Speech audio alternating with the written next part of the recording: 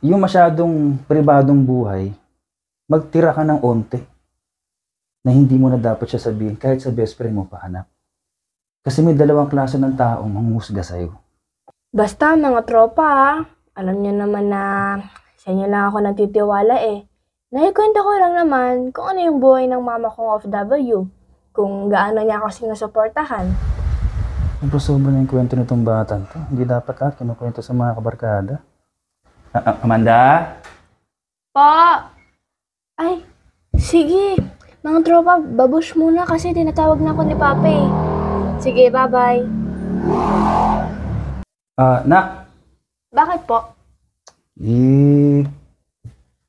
Kanina ko pa naririnig yung usapan niyo ng mga barkada mo.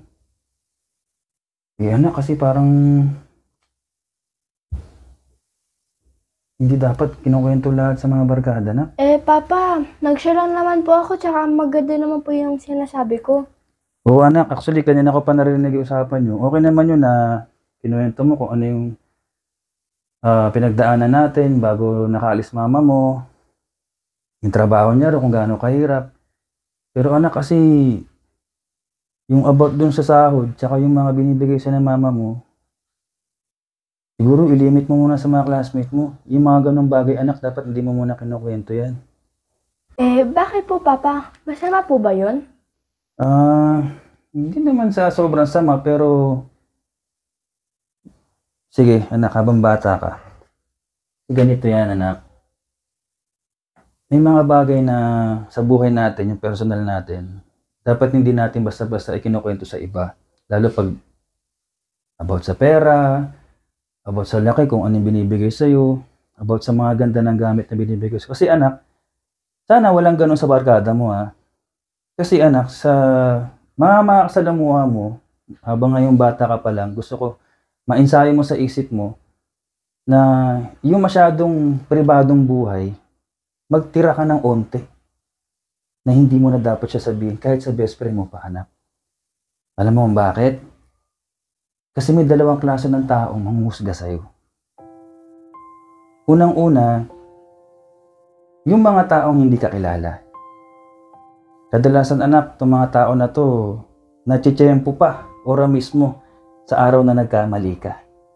Kaya mabilis ka nila mahusgahan. At ito yung mga taong may kamangmangan sa pag-iisip, sa pag-imbestiga kung ano ka ba talaga o sino ka ba talaga. Kaya minsan, kung ano lang yung mabasa nila na nagkamali ka o ninakita nilang mali mo, pinupunto agad nila na parang wala kang nagawang tama. Yun yung unang husga sa'yo, yung mga hindi mo kilala. Ito yung pinamabigat, anak. Isa to sa realidad ng buhay. Makinig ka, ha? Yung isang nanguhusga sa atin o hatakin tayong pababa, sila yung sobrang kilala tayo. Sila yung mga taong minsan natin napagkatiwalaan. Sila yung mga taong gusto natin yakapin minsan hanggang sa dulo. Pero yun nga, nagagawa nila yun sa atin kasi meron silang lihim na inggit.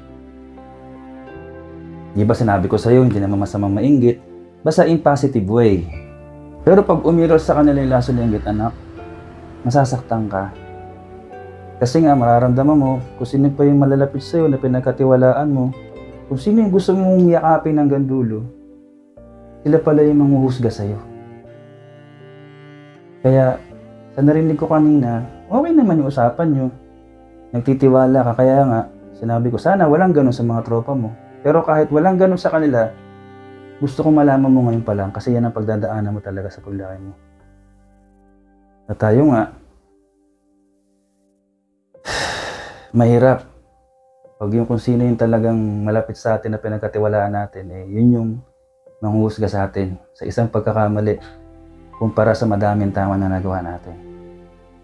Anak, ha, kaya ngayon pa lang, limitasyon na muna yung pagkukwento ng mga personal na buhay. Opo, Papa. Naintindihan ko na po lahat. Pasensya na rin po, Papa, kasi dala lang po ako ng excitement ko po. Oo, anak, intindihan ko naman eh. Kaya nga, bilang magulang mo, ginagabayan din kita. Thank you kay Lord kasi narinig kita. Diba? Ibig sabihin, ina-adya talaga niya na this time is malaman mo kung ano yung mga dapat mong pagdaanan At kung ano yung pwedeng kahinatnan ng ibang magandang gusto natin mangyari o maganda natin sabihin sa kapwa na baka nga someday hindi maging maganda para sa kanila, lalo na sa atin. O wala anak, basta ganun lang ha. Maghahain na ako ha. Kakain tayo ha. Apo.